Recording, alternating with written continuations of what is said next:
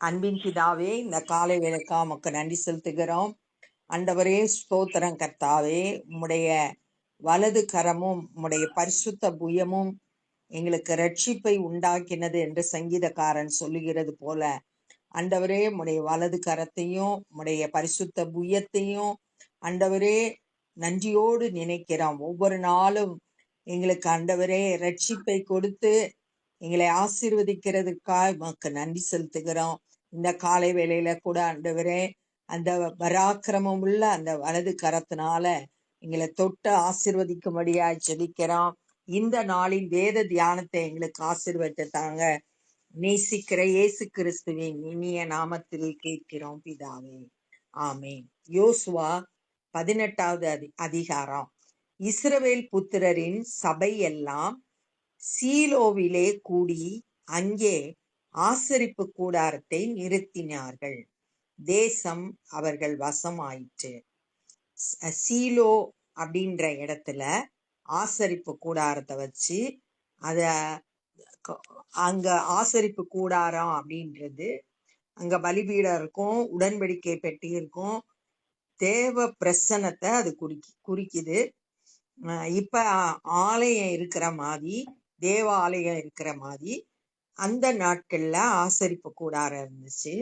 தேவ பிரசனம் அங்க வாசம் பண்ணோம். அதை நிறுவனாங்க. இவங்க கூடாரமா போட்டு அதுல ஆசரிப்பு கூடாரம் ஆண்டவர் சொல்ற மாதிரி மோசேக்கு ஆண்டவர் சொன்ன மாதிரி அந்த ஆசரிப்பு கூடாரம் கட்டப்பட்டிருந்தது. அந்த அந்த தேசம் அவர்கள் வசம் ஆயிற்று. கானான் தேசம் இஸ்ரவேல் மக்களுக்கு சுதந்திரமாக கொடுக்கப்பட்டிருந்தது, வாக்குத்தத்தம் பண்ணப்பட்டது. அதை அவங்க பெற்று கொண்டாங்க. இஸ்ரவேல் புத்திரரில் தங்கள் சுதந்திரத்தை இன்னும் பங்கிட்டு கொள்ளாத 7 கோத்திரங்கள் இருந்தது. மொத்தம் 12 கோத்திரம். அதுல யோர்தானை கடக்கிறதுக்கு முன்னாடி காத்து, ரூபன், மனாசேயோட பாதி கோத்திரத்தாருக்கு மோசே தலைமையின் கீழேயே சுதந்திரமாக பங்கிட்டு கொடுக்கப்பட்டுருச்சு. அதுக்கப்புறம் நம்ம 15வது அதிகாரத்துல யூதா கோத்திரத்துக்கு எதெல்லாம் பிரிச்சு கொடுக்கப்பட்டது அப்படின்றத தியானிச்சோம். அடுத்து 16வது அதிகாரத்துல எப்பிராயிமை பத்தியும், 17வது அதிகாரத்துல மனாசேக்கு கொடுக்கப்பட்டதையும், எப்பிராயிமும் மனாசேயும் யோசேப்போட சந்ததியினர், அவங்களுக்கு எதெல்லாம் கொடுக்கப்பட்டது அப்படின்றத தியானிச்சோம். இப்ப 4 கோத்திரத்துக்கு பங்கிட்டு கொடுத்துட்டாங்க. இன்னொன்னு லேவி கோத்திரம். அந்த லேவி கோத்திரத்துக்கு சுதந்திரம் கர்த்தர் தான். பலி செலுத்துறதுடைய பங்கெல்லாம் அவங்களுக்குரியதுன்னு ஆண்டவர் சொல்லிட்டாரு. அப்ப மீதம் உள்ள 7 கோத்திரம் அவங்க மட்டும் தேசத்தை பங்கிட்டு எடுத்துக்கொள்ளல அப்படின்னு இங்க சொல்லியிருக்கு. ஆகையால் யோசுவா இஸ்ரவேல் புத்திரரை நோக்கி, உங்கள் பிதாக்களின் தேவனாகிய கர்த்தர் உங்களுக்கு கொடுத்த தேசத்தை சுதந்திரித்து கொள்ள போகிறதற்கு நீங்கள் எந்த மட்டும் அசதியாயிருப்பீர்கள். இப்ப இஸ்ரவேல் மக்களை பார்த்து யோசுவா கேட்கிறாரு, ஆண்டவர் உங்களுக்கு வாக்கு பண்ணியிருக்காரு இந்த தேசத்தை சுதந்திரிக்கணும்னு, அத பெற்றுக்கொள்றதுக்கு ஏன் அசதியா இருக்கீங்க அப்படின்னு ஒரு கேள்வி கேட்கிறார். நீங்கள் எந்த மட்டும் எவ்வளவு நாளைக்கு அசதியா இருப்பீங்க?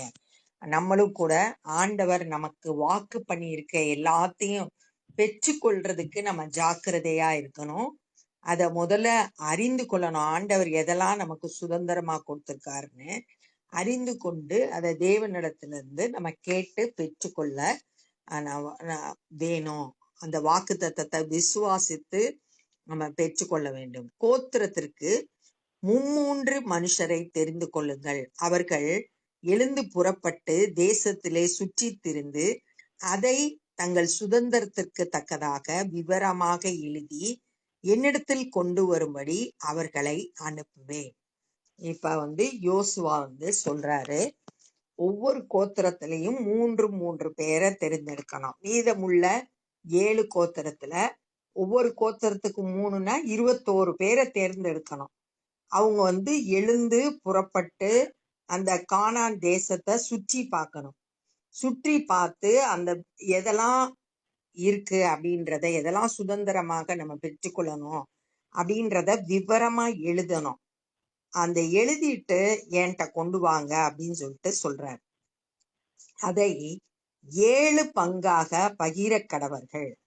அதாவது எதெல்லாம் சுதந்திரிக்கணுமோ அதை 7 பங்கா பிரிச்சு யூதா வம்சத்தார் தெற்கே இருக்கிற தங்கள் எல்லையிலும், யோசேப்பு வம்சத்தார் வடக்கே இருக்கிற தங்கள் எல்லையிலும் நிலைத்திருக்கட்டும். ஏற்கனவே அவங்களுக்கெல்லாம் கொடுத்தாச்சு. யூதா வம்சத்தாருக்கு கொடுக்கப்பட்டது 15வது அதிகாரத்துல பார்த்தோம். யோசேப்போட சந்ததியான எப்பிராயிம் மனாசேக்கு தனித்தனியா பிரிச்சு கொடுக்கப்பட்டது. அவங்களுக்கும் ஏற்கனவே 16வது அதிகாரத்திலையும் 17வது அதிகாரத்திலையும் நம்ம வாசித்தோம். அதெல்லாம் ஏற்கனவே கொடுக்கப்பட்டது. அதை சொல்லிட்டு நீங்கள் தேசத்தை 7 பங்காக விவரித்து எழுதி இங்கே என்னிடத்தில் கொண்டு வாருங்கள். தேசத்தை 7 பங்கா எழுதி கொண்டு வாங்க. 7 பிரிவா பிரிச்சு அதை எழுதி என்கிட்ட கொண்டு வாங்க. அப்பொழுது இவ்விடத்திலே நம்முடைய தேவனாகிய கர்த்தருடைய சந்நிதியில் உங்களுக்காக சீட்டு போடுவேன். நீங்க கொண்டு வந்த பிறகு அதுல சீட்டு போட்டு கர்த்தருடைய சந்நிதியில் ஆசரிப்பு கூடாரத்துல தேவ சமூகத்துல போய் சீட்டு போட்டு யாருக்கு எந்த பங்கு அப்படின்றத நான் பங்கிட்டு கொடுப்பேன். சீட்டு போட்டு கொடுப்பேன். லேவியருக்கு உங்கள் நடுவே பங்கு இல்லை. என்னாகமம் 18வது அதிகாரம் 24வது வசனத்துல ஆண்டவர் மோசே கிட்ட சொல்றாரு, லேவியருக்கு உங்க சுதந்திரத்துல பங்கு கொடுக்க வேண்டியதில்லை, அவங்களுக்கு நானே பங்காயிருக்கேன்னு ஒரு இடத்துல சொல்றாரு. காணிக்கை படைக்கப்பட்டதுல தகன பலியா செலுத்தப்பட்டதெல்லாம் அவங்களுக்குரியது அப்படின்னு சொல்லிட்டு அங்க வாசிக்கிறோம். கர்த்தருடைய ஆசாரிய பட்டமே அவர்கள் சுதந்திரம். ஆசாரியர்கள்ன்ற பட்டம் லேவி கோத்திரத்துக்கு தான் உரியது. அதுதான் அவங்களுக்கு ஆசீர்வாதமாக கொடுக்கப்பட்டது, சுதந்திரம். காத்தும் ரூபனும் மனாசேயின் பாதி கோத்திரமும் யோர்தானுக்கு அப்புறத்திலே கிழக்கே கர்த்தருடைய தாசனாகிய மோசே தங்களுக்கு கொடுத்த தங்கள் சுதந்திரத்தை அடைந்து தீர்ந்தது. ஏற்கனவே கொடுக்கப்பட்டாயிடுச்சு. யாருக்கு? ரூபன், காத்து, மனாசேயோட பாதி கோத்திரம். என்னாகமம் 32வது அதிகாரம் 33வது வசனத்துல இத வாசிக்கலாம். அப்பொழுது அந்த மனுஷர் எழுந்து புறப்பட்டு போனார்கள். யோசுவா சொன்ன வார்த்தைக்கு கீழ்ப்படிஞ்சு அந்த ஜனங்கள் கிளம்பி போறாங்க. தேசத்தை குறித்து விவரம் எழுத போகிறவர்களை யோசுவா நோக்கி, இப்போ ஒவ்வொரு கோத்திரத்துக்கும் 3 பேரு, 7 கோத்திரத்துல 21 பேர் கிளம்பி போறாங்க. அவங்கள பார்த்து தேசத்திலே சுற்றி திரிந்து அதன் விவரங்களை எழுதி என்னிடத்தில் திரும்பி வாருங்கள். தேசத்துக்கு புறப்பட்டு போகணும், அதை சுற்றி திரியணும், அப்புறம் அதை எழுதணும், அப்புறம் என்கிட்ட கொண்டு வாங்க. இப்பொழுது இங்கே சீலோவிலே கர்த்தருடைய சந்நிதியில் உங்களுக்காக சீட்டு போடுவேன் என்று சொன்னான். நீங்க இதெல்லாம் செஞ்ச பிறகு நான் சீட்டு போட்டு உங்களுக்கு பங்கிட்டு கொடுக்கிறேன் அப்படின்னு சொல்லிட்டு யோசுவா சொல்றான். அந்த மனுஷர் போய் தேசம் எங்கும் அந்தந்த பட்டணங்களின்படி 7 பங்காக ஒரு புத்தகத்தில் எழுதி கொண்டு சீலோவிலே இருக்கிற பாளையத்திலே யோசுவாவினிடத்தில் வந்தார்கள்.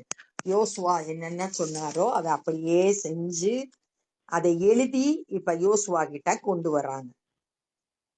அப்பொழுது யோசுவா அவர்களுக்காக சீலோவிலே கர்த்தருடைய சந்நிதியில் சீட்டு போட்டு அங்கே இஸ்ரவேல் புத்திரருக்கு தேசத்தை அவர்கள் பங்கு வீதமாக பங்கிட்டான்.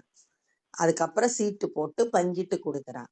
பென்யமீன் புத்திரருக்கு இப்ப இந்த அதிகாரத்துல அந்த 7 கோத்திரத்துல முதலாவது பென்யமீனுக்கு பங்கு கொடுக்கறாங்க. இந்த மீதமுள்ள வசனம் ஃபுல்லா பென்யமீன் கோத்திரத்துக்கு எது பங்காக கொடுக்கப்பட்டது அப்படின்றதான் சொல்லப்பட்டிருக்கு. பென்யமீன் புத்திரருக்கு அவர்களுடைய வம்சங்களின்படி அவர்களுடைய கோத்திரத்திற்கு சீட்டு விழுந்தது. அவர்கள் பங்கு வீதத்தின் எல்லையாவது யூதா புத்திரருக்கும் யோசேப்பு புத்திரருக்கும் நடுவே இருந்தது. இந்த பென்யமீன் கோத்திரத்துக்கு கொடுக்கப்பட்ட பகுதி எதுனா யூதா கோத்திரத்திற்கும் யோசேப்போட புத்திரரான எப்பிராயிம் மனாசே கோத்திரத்திற்கும் கொடுக்கப்பட்டதுக்கு இடைப்பட்ட பகுதியில தான் பென்யமீன் கோத்திரத்துக்கு கொடுக்கப்பட்டது.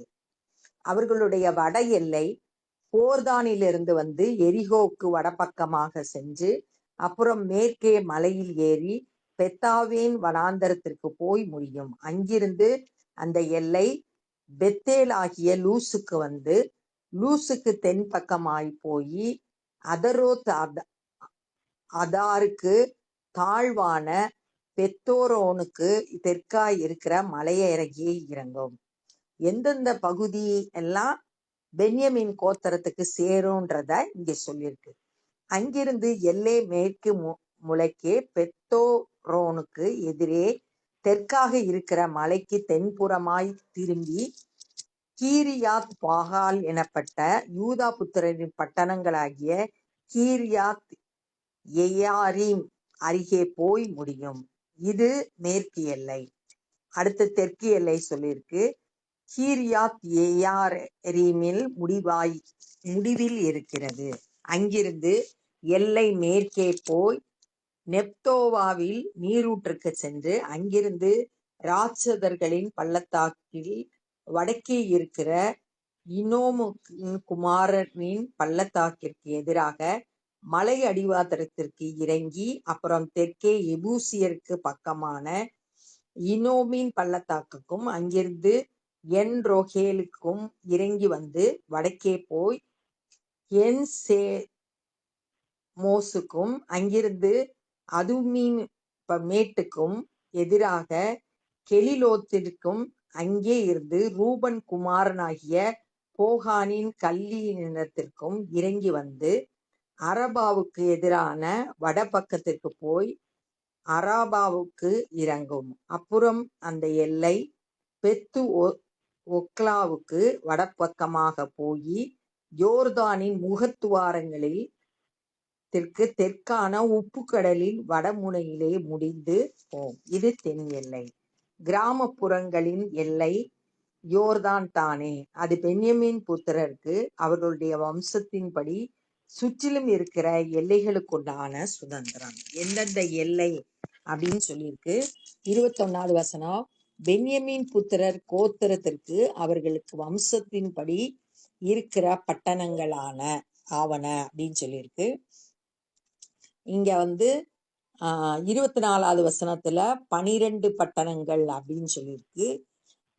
28வது வசனத்துல 14 பட்டணங்கள் அவைகளின் கிராமங்களுமே. பென்யமீன் புத்திரருக்கு அவர்கள் வம்சத்தின்படி இருக்கிற சுதந்திரம் இதுவே. மொத்தம் இந்த பென்யமீன் கோத்திரத்துக்கு 26 பட்டணங்கள் கொடுக்கப்பட்டிருக்கு. ஆனா யூதாவை குறிச்சு நம்ம 15வது அதிகாரத்துல வாசித்தோம்.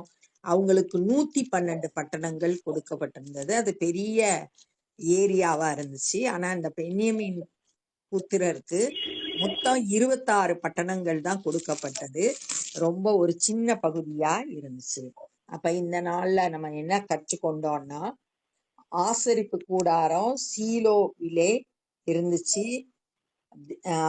அவங்கள இஸ்ரவேல் புத்திரர்ல 7 கோத்திரத்தார் தங்களுக்குரிய சுதந்திரத்தை பெற்றுக்கொள்ள தாமதிச்சாங்க. யோசுவா அவங்கள பார்த்து நீங்க ஏன் அசதியா இருக்கீங்க அப்படின்னு கேட்டாரு. ஒவ்வொரு கோத்திரத்திலையும் 3 பேரை தெரிந்தெடுத்து அவங்க புறப்பட்டு போய் தேசத்தை சுற்றி பார்த்து அந்த சுதந்திரத்தோட விகிதங்களை 7 பகுதியா பங்கிட்டு எழுதி கொண்டு வாங்க என்கிட்ட. நான் உங்களுக்கு கர்த்தருடைய சந்நிதியில போய் அத உங்களுக்கு சீட்டு போட்டு யாருக்கு எது உரியது அப்படின்றத பெற்று தர்றேன், சீட்டு போட்டு கொடுக்குறேன் அப்படின்னு சொல்லிட்டு யோசுவா சொன்னாரு. அவர் சொன்ன வார்த்தைக்கு கீழ்ப்படிஞ்சு அதே மாதிரி இவங்க செய்தாங்க. அவர் கர்த்தருடைய சந்நிதியில இருந்து அதை சீட்டு போட்டு யார் யாருக்கு எந்த பகுதின்றத கொடுத்தாரு. அதுல இந்த நாள்ல நம்ம பார்த்தது பென்யமீன் கோத்திரத்தோட எல்லைகள் எதுல இருந்து எது வரைக்கும் அப்படின்னு சொல்லிட்டு, அந்த பென்யமீன் கோத்திரத்துக்கு கொடுக்கப்பட்ட பட்டணங்கள் மொத்தம் 26 பட்டணம் அப்படின்றத தியானிச்சோம். இப்ப நம்ம ஜெபம் பண்ண போறோம். அன்பின் பிதாவே, இந்த நாள்ல நாங்க கற்றுக்கொண்ட அந்த வேத பகுதிக்காய் நன்றி செலுத்துகிறோம். ஆண்டவரே, எங்களுக்கு நீர் சுதந்திரமாய் வைத்திருக்கிற ஆசீர்வாதங்களை நாங்கள் அசதியாய் இல்லாம, ஆண்டவரே, விசுவாசித்து அதை பெற்றுக்கொள்ள எங்களுக்கு கிருபை செய்யுங்கப்பா. முதலாவது எங்களுக்கு நீங்க என்னெல்லாம் சுதந்திரமா கொடுத்திருக்கிறீங்கன்றத நாங்க அறிந்து கொள்ளணும், அதை விசுவாசிக்கணும், பெற்றுக்கொள்ளணும். ஆண்டவரே, உங்களுடைய கரத்துல எங்களை ஒப்பு கொடுக்கிறோம். ஆண்டவரே, அப்பா, இந்த ஜனங்கள் ஃபுல்லா யோசுவா சொன்னதுக்கு அப்படியே கீழ்ப்படிந்து செயல்பட்டதை கூட நாங்க தியானித்தோம். ஆவிக்குரிய தலைவர்களுக்கு நாங்க கீழ்ப்படிந்து நடக்க கிருபை செய்யுங்க. ஆண்டவரே, துதிக்கிறோம், ஸ்தோத்தரிக்கிறோம். எங்க ஒவ்வொருவரையும் தொட்டு ஆசீர்வதிங்க. இந்த நாள்ல சுவிசேஷ பணி செய்யறவங்கள பலப்படுத்துங்க, பயன்படுத்துங்க, கிருபைகளை தந்து வழி நடத்துங்க. நாங்களும் சுவிசேஷ பணியிலே எங்களால் இயன்றதை செய்ய கிருபை தந்து வழி நடத்துங்க. எல்லா துதி கன மகிமையும் மக்கே செலுத்துகிறோம். நேசிக்கிற இயேசு கிறிஸ்துவின் இனிய நாமத்தில் கேட்கிறோம் பிதாவே, ஆமென். என் ஆத்துமாவே கர்த்தரை ஸ்தோத்திரி, என் முழு உலமே பரிசுத்த நாமத்தை ஸ்தோத்திரி. என் ஆத்துமாவே கர்த்தரை ஸ்தோத்திரி, கர்த்தர் செய்த சகல உபகாரங்களை மறவாதே. ஆமென். God bless you.